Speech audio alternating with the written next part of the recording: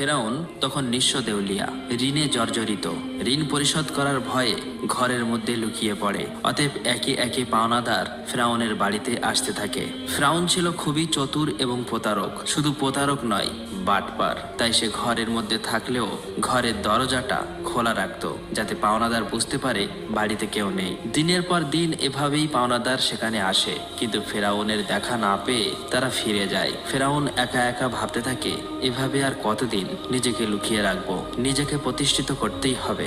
সেই সময় মিশর ছিল অর্থনৈতিক দিক থেকে বিশ্বের সেরা। অতঃপর ফেরাউন পাওনাদারের ভয়ে রাতের গভীর আধারে বলক থেকে মিশরের উদ্দেশ্যে লুকিয়ে লুকিয়ে রওনা হলেন। সারা রাত অনেক পথ অতিক্রম করার পর শেষ পর্যন্ত মিশরে পৌঁছালো। কিছু দূর যাবার পর তার বন্ধু হামানের সাথে সাক্ষাৎ হলো। তাকে দেখা মাত্রই হামান জিজ্ঞাসা করলো, প্রিয় বন্ধু, তুমি এখানে কেন? তোমার কি অবস্থা? তখন ফেরাউন বলল, বন্ধু হামান, আমি খুবই মুসিবতের মধ্যে আছি। পাওনাদারের ভয়ে লুকিয়ে পালিয়ে এসেছি।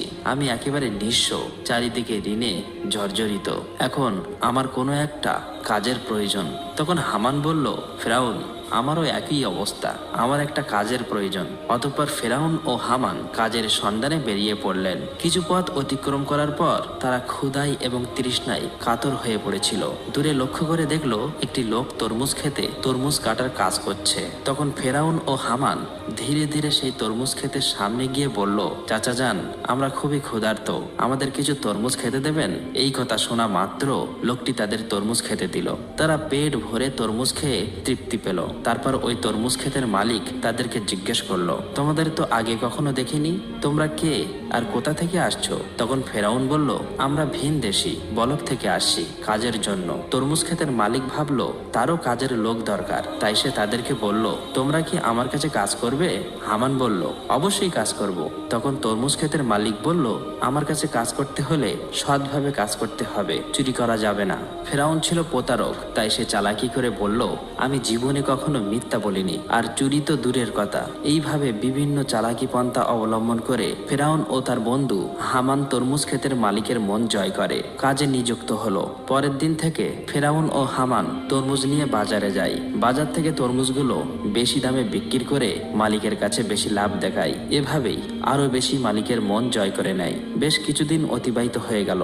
একদিন ফেরাউন ওই ক্ষেতের মালিককে বলে, চাচা যান, আপনি তরমুজগুলো পিস হিসাবে আমাকে বিক্রি করুন, তাহলে আপনার আরো বেশি লাভ হবে। ক্ষেতের মালিক তার কথায় রাজি হয়ে গেল। অতঃপর পরের দিন থেকে ফেরাউন তরমুজগুলো আবারও বাজারে বিক্রি করতে নিয়ে গেল। ফেরাউন তরমুজগুলো পিস হিসাবে কিনত, মাঝে মধ্যে কিছু তরমুজ চুরিও করত এবং বাজারে এসে তরমুজগুলো কেটে টুকরো টুকরো করে চড়া দামে বিক্রি করত। এভাবেই চালাকি করে ফেরাউন অনেক টাকা উপার্জন করলো।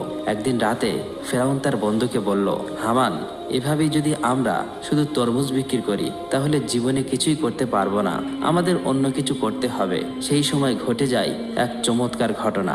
মিশরের বাদশাহ তার সেনাবাহিনীর দ্বারা দেশের মধ্যে একটি বিজ্ঞপ্তি জারি করে। সেনাবাহিনীরা বিভিন্ন জায়গায় গিয়ে বলে, এত দ্বারা জানানো যাইতেছে যে মিশরের কবরস্থানে একটি দারোয়ান প্রয়োজন।